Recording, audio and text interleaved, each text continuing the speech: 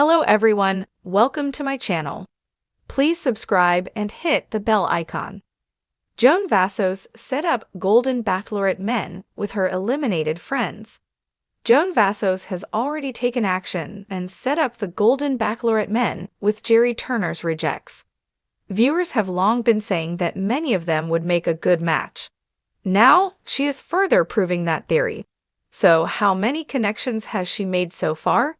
Keep reading for more details. Joan Vassos set up Golden Bachelorette men with Jerry's exes. Since the first season of the Golden Bachelorette began, viewers could see some of the men with other ladies, particularly those from Jerry Turner's Golden Bachelor season, as some mirrored one another. Fans immediately started matchmaking night one in the mansion. They knew not every man would be right for Joan Vassos, but there were a plethora of women that had experience with the show. Here are some suggestions: Pascal and April, Mark and Susan, Sandra and Jack, Jack and Susan, April and Paxil, Nancy and Jordan, Bob and Theresa, Ellen and Greg, Edith and Christopher, Leslie and Jordan. If he's not the F1, just think they make a beautiful couple, Keith and Edith. So, couplings had been made, but it was up to Joan to work her magic and connect her friends with some suitors. First, though, she had to eliminate many of them to allow them to find love elsewhere. Joan started out with 24 men who became very close friends and is down to 3: Guy Gansard, Chalk Chapel, and Pascal Evgué. That means that there are 21 eligible bachelors, and the ladies of Jerry Turner's season perfect for a mixer. However, according to Life and Style, Joan Vassos has already started the matchmaking process. She has technically set up 2 couples, but shared the fate of how that is going. Joan then went on to add she had one that's about to work, about to happen. Unfortunately, Joan remained tight-lipped as to who these couples were. Hopefully, she will spill the tea during the Men Tell All special or at the finale. More to come. Right now, there are 21 eligible men, but there could soon be 23. Joan Vassos just had her hometown dates and has 3 men remaining. She eliminated Jordan Heller after the hometowns as she did not think he gave enough. However, Joan still does not seem completely ready to be in a relationship after losing her husband in 2021. The final 3 and Joan will jet off to an exotic island on the Wednesday, October 30th episode of The Golden Bachelorette. That will determine who she chooses to give the final rose to. Joan Vassos' exit from The Golden Bachelor left fans with mixed emotions. Many were sad to see her go, but also delighted at her warmth, confidence, and grace. Her departure wasn't due to a lack of chemistry with Jerry Turner, but rather to personal matters back home, showing that even on reality TV, life's real obligations can sometimes step in and steer the ship. But Joan's journey didn't end with the show. She had a plan, one that was heartfelt, a bit cheeky, and full of matchmaking ambition. After returning home, Joan couldn't shake the idea that the men she met on The Golden Bachelor were truly unique. Gentlemen she might have connected with in another lifetime or under different circumstances. She'd become friends with many of them and couldn't help but think of all the fabulous single women she knew who'd hit it off with these men. Joan, after all, was a natural matchmaker, someone who saw potential connections everywhere. Her friends and family were always amazed by her intuition when it came to relationships. So it didn't take long before she came up with a plan. Why not introduce some of these wonderful men to her equally wonderful single friends? The day she decided to put her plan into action, Joan had barely unpacked her suitcase.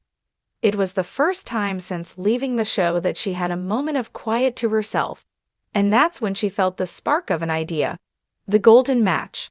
Why not help the men from her season find love, even if it wasn't with her? She chuckled at the thought, but the more she considered it, the more excited she became. Joan pulled out her phone and started listing friends who she thought might be interested in meeting the gentleman. Her list ranged from college friends to neighbors to even a few book club pals she'd known for years. She was sure these women would jump at the chance to meet someone who shared a similar outlook on life and love. Over coffee one morning, she gathered her closest friends and shared the story of her time on The Golden Bachelor. She spoke about Jerry, of course, but mostly about the men she met along the way, each one looking for genuine companionship, hoping to find love at this unique stage in their lives. Her friends listened with wide eyes, and by the time she finished, they were laughing and cheering, thrilled by the prospect of getting a taste of Joan's experience through her matchmaking. From that morning on, Joan was on a mission. She began crafting personal introductions with the same thoughtfulness that had made her so well-loved on the show. Joan took her friends out for coffee or lunch, where she shared more about each eligible man she had in mind, describing their personalities, hobbies, and quirks in a way that had her friends practically swooning. One of Joan's friends, Linda, was a lively spirit with a love for travel and cooking. She'd always said she wanted a partner who enjoyed spending time in the kitchen as much as she did. Joan thought of one of her favorite contestants, a man known for his culinary skills, and immediately arranged a meetup. "Linda, you two have so much in common. He even brought homemade cookies to our first group date," Joan said with a grin. Linda laughed, amazed that she'd be set up with a guy whose love language seemed to be baked goods. Another friend, Claire, was a retired art teacher who spent her weekends painting and gardening. Joan thought of another cast member who had shown her a photograph of his garden back home and mentioned his love for art history. Claire was intrigued. "He sounds wonderful," she told Joan with a sparkle in her eye. One by one, Joan set her friends up, making introductions over Zoom, in local cafes, and even at small gatherings she hosted in her living room. These weren't flashy, reality TV-style dates. Instead, they were warm, relaxed meetups where people could genuinely connect. When Joan introduced her friends to these eligible men, she witnessed something beautiful and unique. The men who had shared laughs, conversations, and experiences with her during The Golden Bachelor were now bringing the same warmth and joy to these new encounters. Each introduction came with the knowledge that Joan had paved the way, ensuring there was already a sense of familiarity and shared values. As the weeks went by, Joan received countless calls and texts from her friends, sharing stories of blossoming connections. Linda called her one night, practically buzzing. "He's asked me to cook dinner together at his place next weekend. I'm going to bring my famous lasagna recipe." Claire shared that she'd spent an entire afternoon painting in the garden with her new companion, both of them swapping stories about their favorite artists. Meanwhile, Joan kept in touch with the men as well, gently encouraging them to give these new relationships a fair shot. The warmth and encouragement she shared with each one didn't go unnoticed, and they knew that Joan, even if she wasn't the woman by their side, had played an important role in leading them toward the connections they were now forming. Word of Joan's matchmaking spread beyond her circle of friends, and soon, people from all over were curious to learn about the Golden Match. News outlets picked up the story, calling Joan the Golden Matchmaker, and applauding her creative and heartfelt approach to helping friends find love. Former cast members and fans of the show reached out to congratulate her, some even asking if she'd be willing to set them up next.